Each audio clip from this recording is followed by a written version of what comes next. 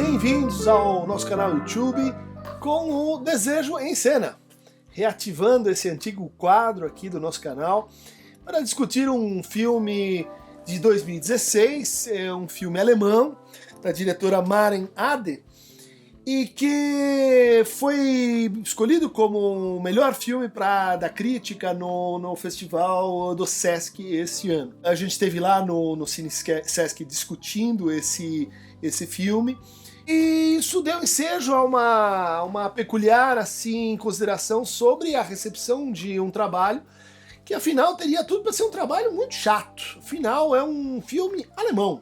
Os alemães, como vocês sabem, eles riem 3 vezes das piadas. Primeiro quando você conta, depois quando todo mundo ri, e em terceiro lugar quando ele chega em casa e entende. Ou seja, o humor alemão é uma coisa assim que joga com um certo senso de absurdo, com um tipo de temporalidade, ao contrário do humor inglês, que trabalha principalmente com equivocações de linguagem, ou do humor francês, que joga com estruturas de pensamento, ou mesmo com o humor brasileiro, né, que tipicamente está assim organizado a partir do que o Freud chamaria assim do cômico, né, quer dizer, de considerar assim a imagem do outro, a desgraça alheia, a sátira, né, como o grande modelo da modalidade de humor. Mas esse filme, Toni Erdmann, né, é um filme muito atual porque trabalha uma questão muito pouco elaborada, principalmente se a gente pensar nessa modificação que vem acontecendo no antigo chamado conflito de gerações. Desde os anos 60, desde que se inventou essa categoria aí de adolescência com o jovem Werther, né? Na virada do século XVIII para o século XIX, o romantismo alemão, né? Que inventou essa ideia de que existe algo assim muito insubstituível nesse momento da vida em que a gente sai da escola, vai para o trabalho, em que a gente sai da família e constitui a própria família, se casa, esse momento decisivo, né, na formação de alguém. O Toni Erdmann, ele é um filme que aborda uma certa mutação nessa relação, porque desde o do seu início, a adolescência ela é posicionada como lugar da invenção, como lugar da crise, como lugar da contestação, como lugar da Sturm und Drang, né, tempestade e trovão. O lugar em que a gente espera que algo novo vai se produzir para o futuro então que virá. Mas a geração que é abordada ao filme é a história de um pai que tem lá os seus 60, talvez 70 anos, que tem uma filha que é uma filha assim absolutamente dedicada ao trabalho, orientada para resultados, uma filha assim de alto desempenho e performance, que está trabalhando em Bucareste, na Romênia, que só consegue olhar para a vida em termos assim de uma identificação da vida com a carreira, né, com os resultados. Sim? E o pai perde o seu cachorro de estimação e ele então aterriza em Bucareste e começa a intervir na vida dessa filha com um certo exotismo do ponto de vista psicopatológico. A gente poderia dizer que é um ótimo exemplo do que seria um transtorno de personalidade histriônica, né?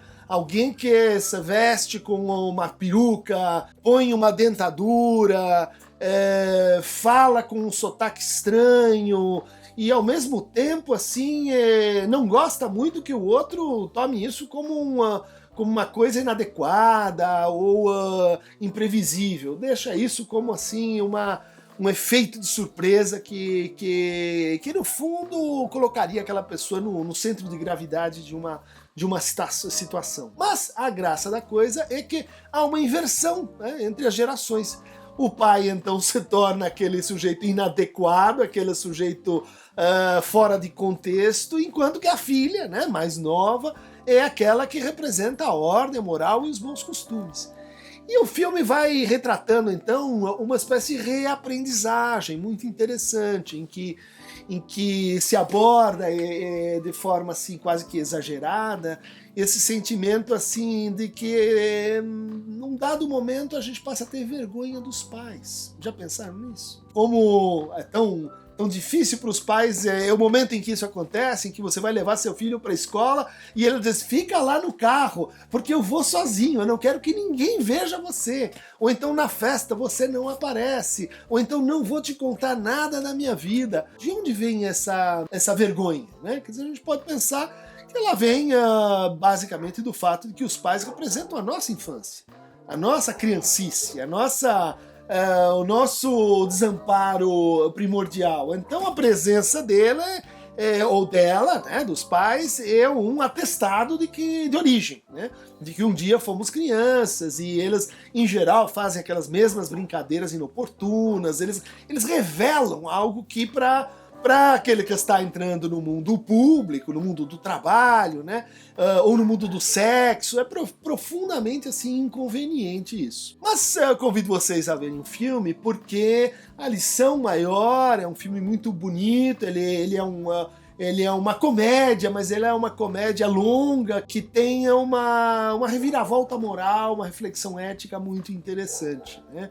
Então, sem dar um spoiler, mas já adiantando alguma coisa, é como se essa filha ela percebesse que no interior dessa inadequação do pai existe uma inadequação universal, existe uma inadequação aos nossos papéis sociais, a cultura do desempenho, do resultado. Existe, vamos dizer assim, um grito de liberdade que passa ali no estranhamento, na inadaptação, nesse jeito, vamos dizer, errático do pai intervir assim na vida dela. Então tá feito o convite aí, quem quiser, Toni Erdmann, é um filme muito interessante, um filme que promete menos do que ele entrega, né? Um filme que é despretensioso, mas que faz com que a gente fique com ele pensando muito tempo depois de sair do escurinho do cinema.